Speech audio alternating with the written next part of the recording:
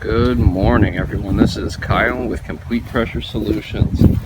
So today I am taking on quite a large paver sealing job. So I'm going to walk you around this gorgeous house. Excuse me, it's kind of cold out here, so sinuses are getting to me. So let me take you around and show you exactly what we're tackling. So I'm sure you can see in the video, it's orange here, orange there. There's just quite a few spots where rust from the sprinkler system is getting to the pavers.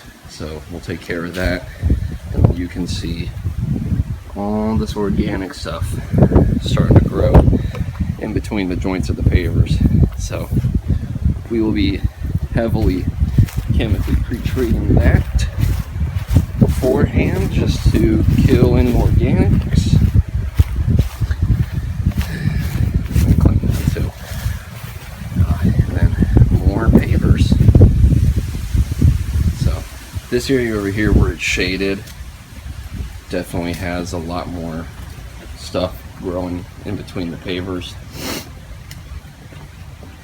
And then we've got this lovely pool deck that we're doing too. And yes, let me readjust that. I am doing the edge also. So you can see the edge has got quite a bit of yuck growing on it and some rust. And then weirdly enough, here there's like almost no rust. But then this walkway is like almost completely covered in it. So again, we'll be taking care of that.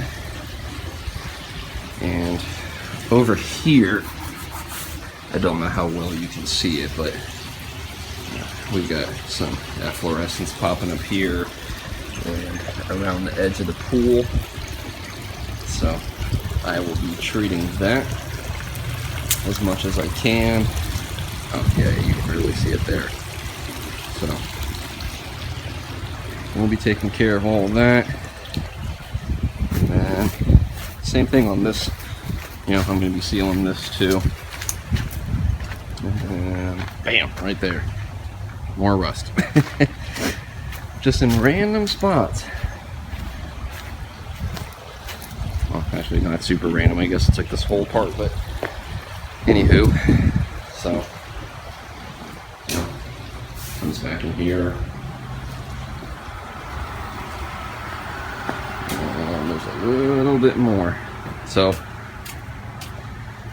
that is the extent of the job today, and as y'all can see, there is quite a bit of paver to be done. So I'm going to start out first with treating the rust. I'm going to start back there, treating the rust, come up here, hit this rust, and then I will go to the back and treat that efflorescence, rinse all that stuff off, and then we'll chemically pre-treat it and start pressure washing. And then I'm going to actually experiment with something today. So when I go to put sand down in these joints, I picked up one of these small little fertilizer spreaders. Why not? I'm going to try that out to see if maybe that makes putting the sand down a little bit easier. So we'll back up and get one last look.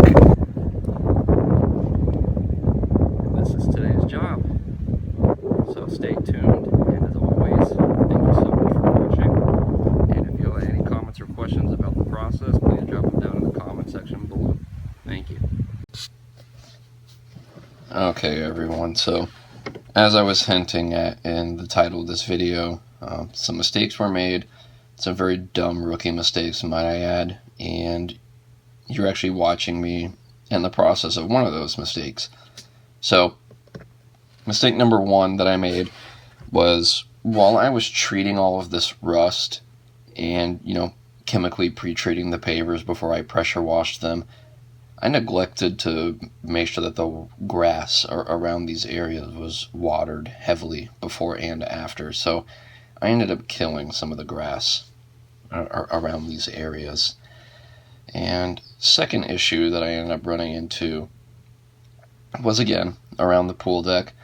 So even in an attempt to avoid this happening, I used a pool filter sand, but more of it than I had thought got into the pool, and it ended up damaging the pool filter. And if I'm not mistaken, I think the customer actually had to replace it 2 or 3 times, they said.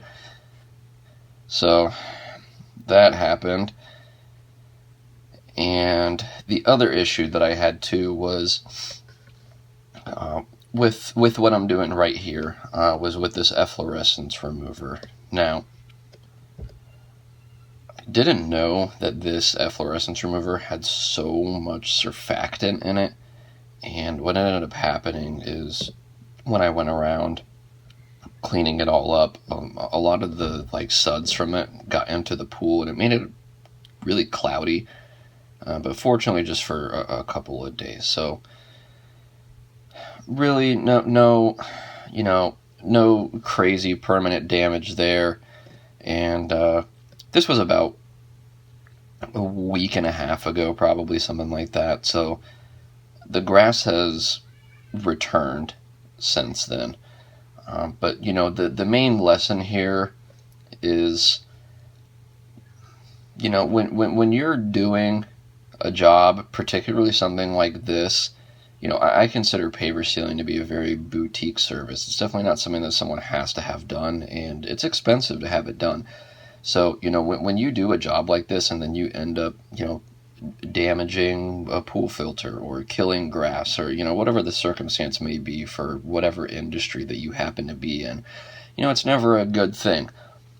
But the important thing to take away from this is you should always own up to your mistakes, be transparent about them, learn from them, and always, try to make the customer happy. So, fortunately for myself, this customer was really, really polite about the situation.